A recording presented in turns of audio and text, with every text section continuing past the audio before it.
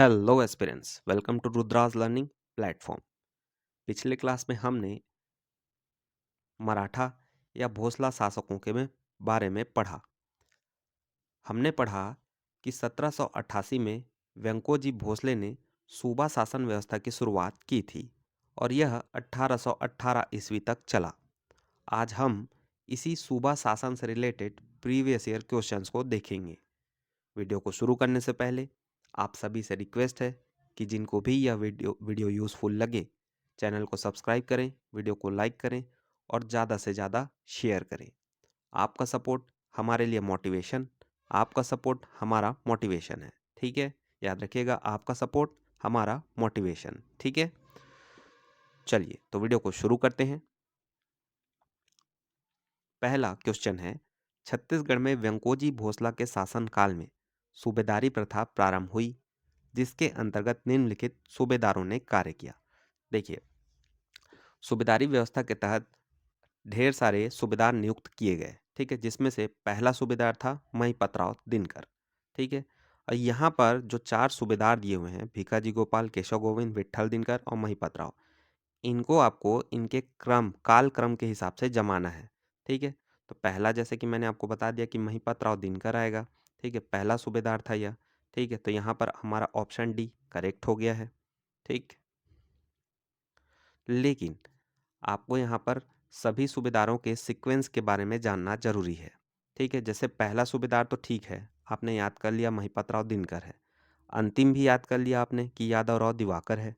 ठीक, लेकिन यहाँ पर सारे जो हैं सूबेदारों का नाम क्रम सहित याद होना जरूरी है। ठीक है, तो इसके लिए भी एक सॉल्यूशन है। ठीक है, एक ट्रिक है।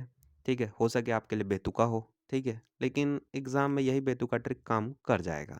ठीक है, जैसे ये क्या है, महान विट्ठल कालू केशव बिका बना भिखारी उसके सखा के टोटके याद रहेंगे। बस 3 से 4 बार पढ़ लो। महान विट्ठल कालू केशव बिका बना भिखारी उसके सखा के टोटके याद रहेंगे। ठीक, अब देखिए, महान से महिपतराव दिनकर पहला सूबेदार, फिर विट्ठल विट्ठल दिनकर या विट्ठलराव दिनकर, फिर भवानी कालू, फिर केशव गोविंद, फिर बिकोजी पिंडरी, फिर भीखाजी गोपाल, उसके बाद सखाराम हरि और सीताराम टाटिया। ठीक है, टाटिया से टोटके से टाटिया याद रखिएगा, सीताराम टाटिया। याद से अंतिम यादवराव दिवाकर। ठीक है, एग्जाम में अगर ये ट्रिक आपको याद रहेगा तो सीजीपीएससी में कोई भी सीक्वेंस जमाने वाला क्वेश्चन आए फट से आपसे बनेगा। ठीक है, जैसे देखते हैं, यह देखिए अगला प्रश्न फिर वही सूबेदार दिए हुए हैं, सीक्वेंस जमाने को आपको कहा गया है। ठीक है, अब इन सीक्वेंस में, ठीक है, हमको ये तो दिख गया तीसरा महिपत राव कि यह पहला सूबेदार है। ठीक है, लेकिन यहाँ पर सी और डी में आपको कंफ्यूजन होगा कि पहला दोनों में ही तीसरा जो महिपत राव पहले क्रम पे दिया हुआ है। अब इसके बाद आप ट्रिक याद करें, मैंने आपको बताया था महाविट्ठल कालू केशव बिका बना भिखारी उसके सखा के टोटके याद रहेंगे। ठीक, तो महिपत राव, उसके बाद कौन आ गया, विट्ठल राव। ठीक है, तो कौन सा आंसर हो गया, सी। उसके बाद आ जाता है केशव गोविंद और उसके बाद आ जाता है बीकाजी गोपाल। ठीक है, ऐसे ट्रिक से आप ऐसे सीक्वेंस वाले क्वेश्चंस को आसानी से बना पाएंगे। ठीक है, आई होप यह ट्रिक आपके लिए यूजफुल होगा। चलिए अगले प्रश्न पर आते हैं। छत्तीसगढ़ में मराठा शासन काल में फिर वही सेम क्वेश्चन। ठीक है, मैं आपको सजेस्ट करूंगा कि इस क्वेश्चन को आप पॉज करके बनाएं। ठीक है,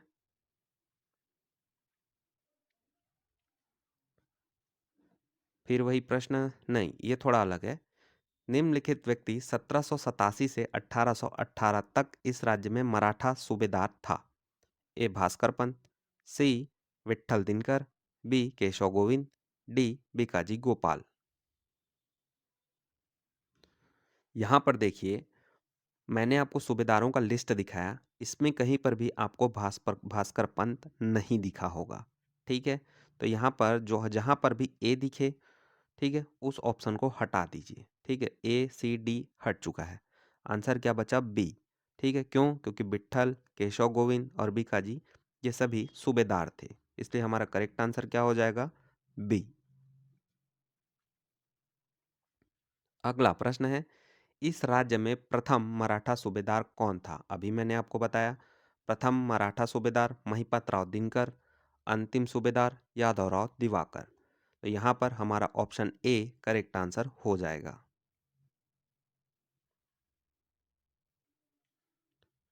वही छत्तीसगढ़ का प्रथम सूबेदार महिपतराव दिनकर, अंतिम सूबेदार यादवराव दिवाकर थे। ठीक है। अगला प्रश्न है, छत्तीसगढ़ में नियुक्त मराठा सूबेदार को सही कालानुक्रम में प्रस्तुत करने वाले विकल्प का चयन करें। वही सेम है, सीक्वेंस वाला क्वेश्चन है। ट्रिक याद रखिए, महा महान विट्ठल कालू केशव बिका बना भिखारी लेकिन उसके सखा के टोटके याद रहेंगे। बस इस ट्रिक को बनाइए, इस ट्रिक को याद कीजिए और इस क्वेश्चन को आप बनाइए। ठीक है। अगला प्रश्न है, इनमें से किस भोसला शासक के शासनकाल में इस राज्य में सूबा व्यवस्था लागू की गई? देखिए, वही वही क्वेश्चन है, बार बार रिपीट होते हैं। ठीक है। क्या कि सूबेदारी व्यवस्था या सूबा शासन व्यवस्था किसने शुरू की? तो भोसला या मराठा शासक व्यंकोजी भोसले ने। कब शुरू की? 1788 से लेकर 1818 ईस्वी तक। फिर उसके बाद कौन कौन से सूबेदार बने? पहला सूबेदार महिपतराव दिनकर, अंतिम सूबेदार यादवराव दिवाकर। ठीक है। इसके बाद अगर सीक्वेंस भी जमाने आए तो भी मैंने उसके लिए आपको ट्रिक बता दिया, महान विट्ठल कालू केशव बिका बना भिखारी लेकिन उसके सखा के टोटके याद रहेंगे। बस इस ट्रिक से आपको सारे जो हैं सूबेदारों का सीक्वेंस आसानी से बन जाएगा या याद हो जाएगा। ठीक है।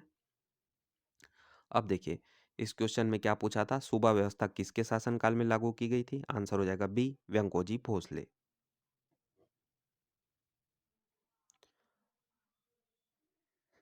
अगला प्रश्न है, छत्तीसगढ़ में सूबा पद्धति की शुरुआत किसने की थी? ठीक है। तो देखिए यहाँ पर, ठीक है, चलिए इसका आंसर बताइए आप। ठीक है।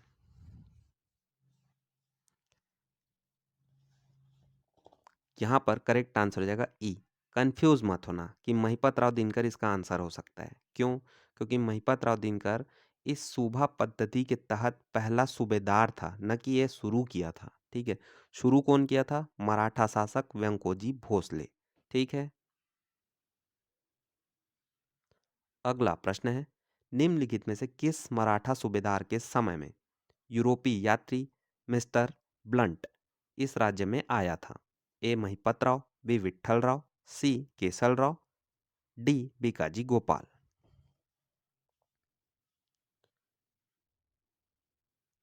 करेक्ट आंसर हो जाएगा बी, विट्ठल राव। देखिए, इसको ना मैंने कैसे याद किया था कि जहाँ ब्लंट आधा ब दिख रहा है ना, यहाँ पर ब और व, ठीक है, स्टार्टिंग में देखिए ब और व सेम है। ठीक है। तो ब व, ठीक है, तो ब ब्लंट से विट्ठल, वैसे ऐसे ही याद रखिएगा। वहीं अगर कोलब्रुक बोले तो क से क, कोलब्रुक से केशव गोविंद। ठीक है। अगला प्रश्न है, इस राज्य का मराठा सूबेदार इनमें से कौन था जिसके शासनकाल में यूरोपीय यात्री कोलब्रुक आया था? देखो, अब मैंने जस्ट आपको बताया कि क से कोलब्रुक और क से केशव गोविंद। तो करेक्ट आंसर क्या हो जाएगा? ए, केशव गोविंद। ठीक है। और वहीं विट्ठल राव के समय में कौन आया था? तो blunt, mister jetty blunt.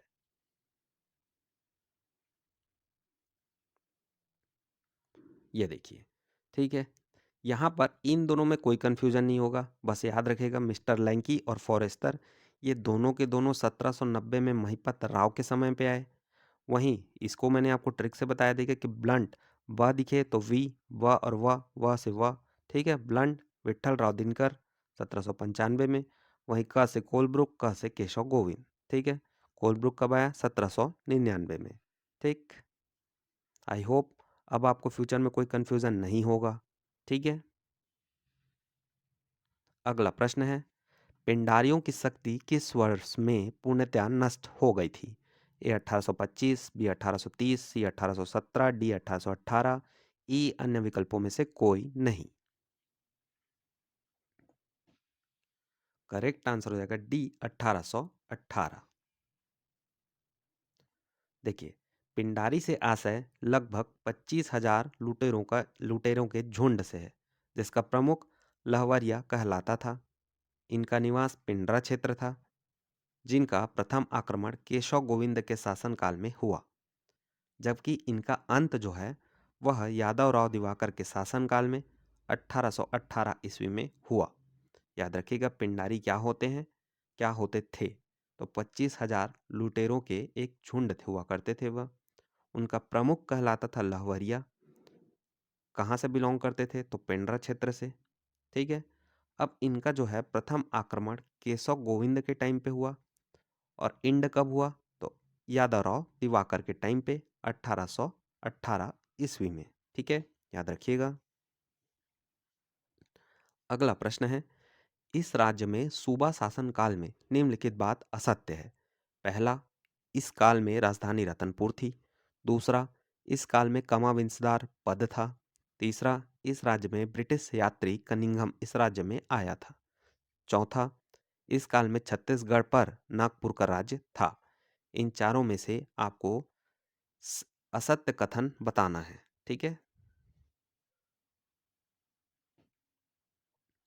Correct answer हो जाएगा सी, केवल 3।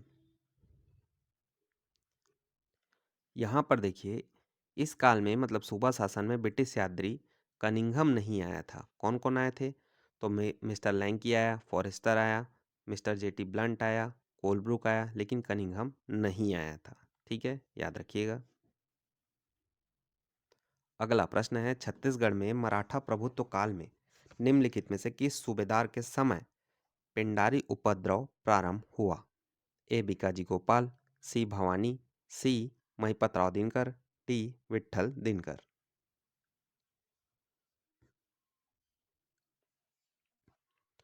करेक्ट आंसर हो जाएगा ए, बीकाजी गोपाल।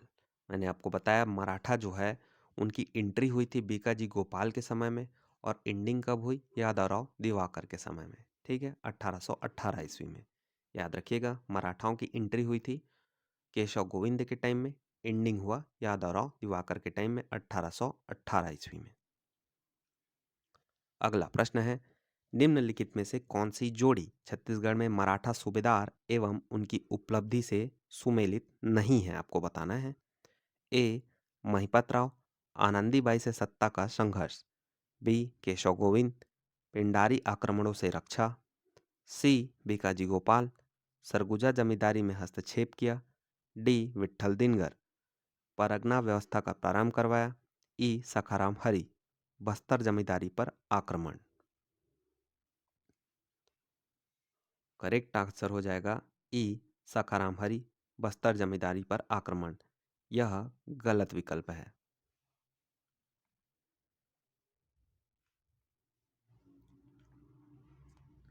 अगला प्रश्न है, सूची 1 में दिए गए हैं सूबेदार, सूची 2 में दिए गए हैं घटनाएं। ठीक है, आपको सूची 1 से सूची 2 का मिलान कर सही उत्तर का चयन करना है। इसका करेक्ट आंसर हो जाएगा बी। देखिए, महिपत राव जो है इसके समय पे फॉरेस्टर जो है, जो यात्री था यूरोपीय यात्री, वो छत्तीसगढ़ यात्रा पर आया था। उसके बाद विट्ठल राव दिनकर के समय में आया था ब्लंट। ठीक है, तो जेटी ब्लंट। केशव गोविंद के समय में आया था कोलब्रुक।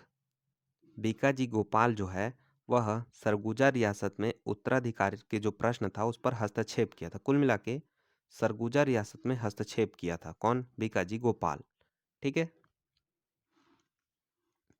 अगला प्रश्न है, निम्नलिखित में से किस मराठा सूबेदार ने इस राज्य में परगना पद्धति प्रारंभ की थी? ए महिपत राव, बी विट्ठल राव, सी केशव गोविंद, डी बीकाजी गोपाल। देखिए, इसी परगना पद्धति के सूत्रधार कहे जाते थे कौन? बिंबाजी भोसले, मराठा शासक। लेकिन इनमें से किस सूबेदार ने इस परगना पद्धति को लागू किया था, यह आपको बताना है। करेक्ट आंसर हो जाएगा बी, विट्ठल राव दिनकर। ठीक है, देखिए, परगना पद्धति के जन्मदाता सूबेदार विट्ठल राव दिनकर तथा सूत्रधार बेमबाजी भोसले थे। सूबा शासन, जबकि सूबा शासन जो है इसकी शुरुआत वेंकोजी भोसले के द्वारा की गई थी। ठीक है, और राजधानी क्या थी? रतनपुर। ठीक है, कंफ्यूज नहीं होना। परगना पद्धति के अगर जन्मदाता बोले तो सूबे जन्मदाता या लागूकर्ता बोले तो कौन है? सूबेदार विट्ठल राव दिनकर। सूत्रधार पूछा जाए तो वह है बिंबाजी भोसले। वहीं अगर सूबा शासन की बात हो तो उसकी शुरुआत किसने की थी? व्यंकोजी भोसले ने। ठीक है, याद रखिएगा। अगला प्रश्न है, निम्नलिखित में से किसने छत्तीसगढ़ में परगना प्रणाली शुरू की थी? सेम वही क्वेश्चन, आंसर हो जाएगा सी, विट्ठल राव दिनकर। अगला प्रश्न, सूबा व्यवस्था के अंतर्गत इस राज्य में मराठा सूबेदारों का मुख्यालय निम्नलिखित में से कौन सा था? A Raipur, B Ratanpur, C Janjgir, D Rajim. Correct answer हो जाएगा बी, रतनपुर।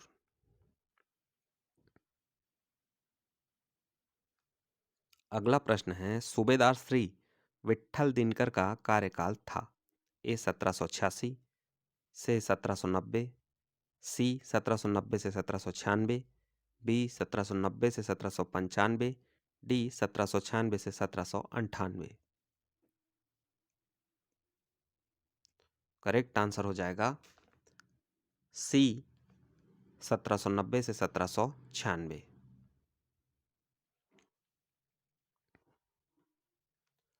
सूबेदार विट्ठल राव दिनकर का कार्यकाल 1790 से 1796 ईस्वी तक रहा था। इन्होंने अपने शासनकाल में छत्तीसगढ़ के 36 गढ़ों को 27 परगनों में विभाजित किया था। मालूम होगा ना, विट्ठल राव दिनकर थे जो कि परगना पद्धति के लागू करता थे या जन्मदाता थे। ठीक है, इन्होंने ही छत्तीसगढ़ के जो 36 गढ़ थे उनको 27 परगनों में विभाजित कर दिया था, याद रखना।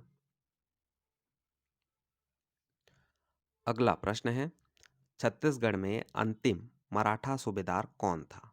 ए Yadavrao Diwakar, B Sakharam Hari, C Bhavani Kalu, D Bhikaji Gopal. Correct answer हो जाएगा ए, यादवराव दिवाकर। पहला सूबेदार पूछे तो महिपतराव दिनकर, अंतिम पूछे तो यादवराव दिवाकर। अगला प्रश्न है, मराठा शासनकाल में छत्तीसगढ़ में सूबा व्यवस्था के संबंध में निम्नलिखित में से कौन सा कथन सत्य है? ए सूबेदार छत्तीसगढ़ के स्वतंत्र मराठा शासक थे, बी सूबेदार नागपुर के भोसले शासक के प्रतिनिधि होते थे, सी सूबेदार छत्तीसगढ़ स्थित भोसला शासक का अधिकारी होता था, डी सूबेदार का पद वंश परंपरागत होता था।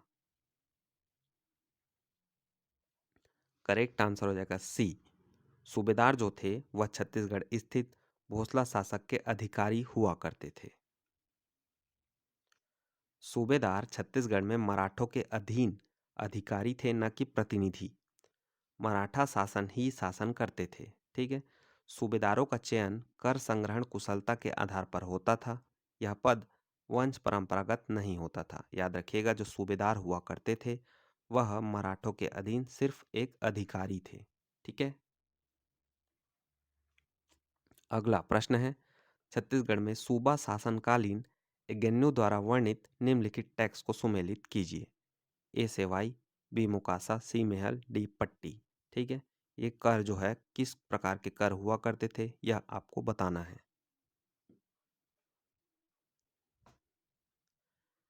करेक्ट आंसर हो जाएगा यहाँ पर बी।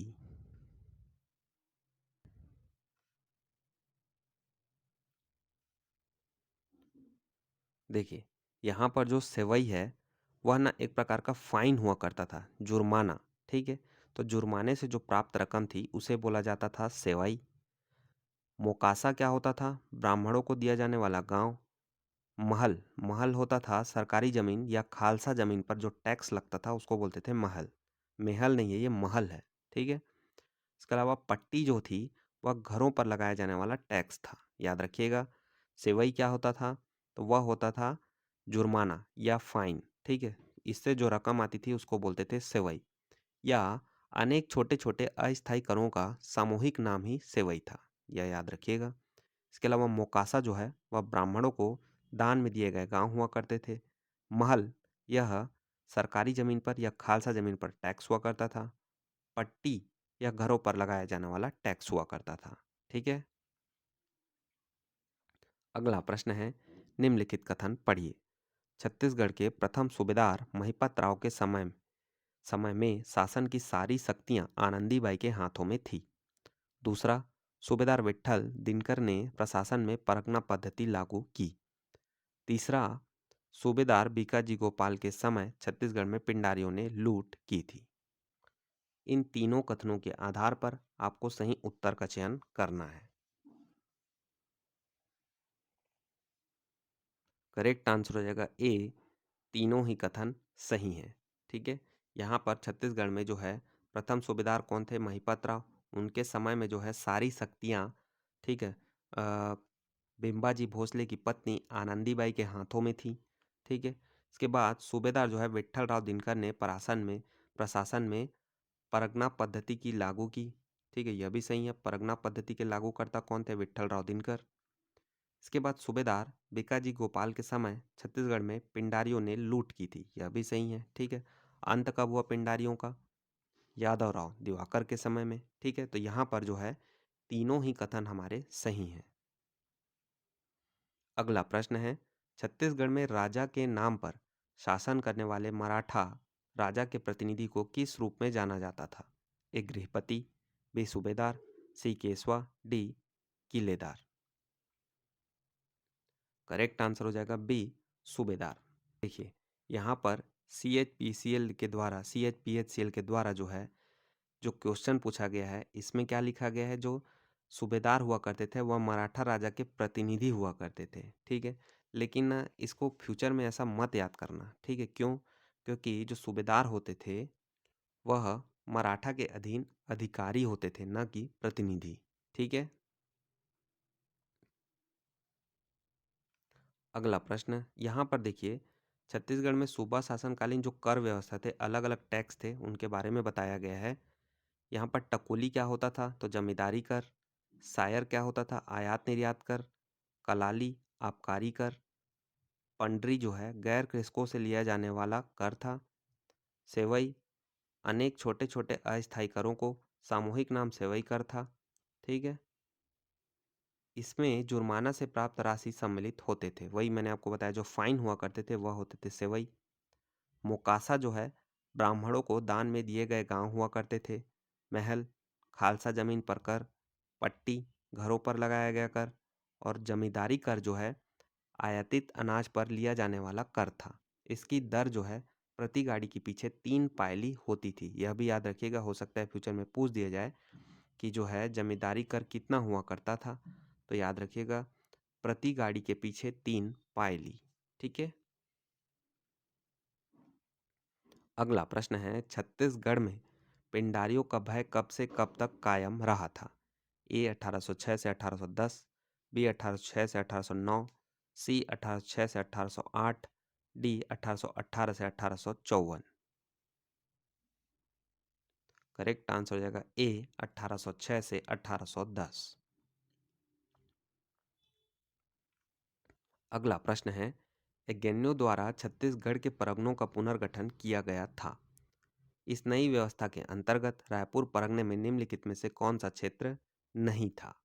ए Kota, B Tarenga, C Lormi, D Simga. Correct answer रहेगा सी लोरमी।